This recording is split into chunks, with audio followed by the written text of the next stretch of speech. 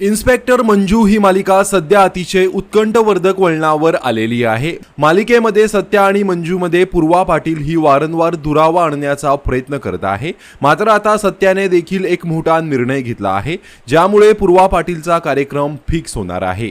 कदाचित मालिकेतून तिचा चॅप्टरच आता क्लोज केला जाणार आहे। मालिकेच्या पुढील भागामध्ये सत्या हा पोलीस स्टेशनच्या समोरच टपरी बांधत आहे, जेणेकरून त्याला मंजूला रोज भेटता येईल आणि पूर्वा पाटील या दोघांमध्ये कोणताही दुरावा आणण्यात यशस्वी होणार नाही। तर तिकडे पूर्वा पाटील देखील प्रचंड भडकली आहे। आता मी सत्याला बरोबर दाखवते की मी काय आहे ते, असं म्हणत ती तिचा राग व्यक्त करत आहे।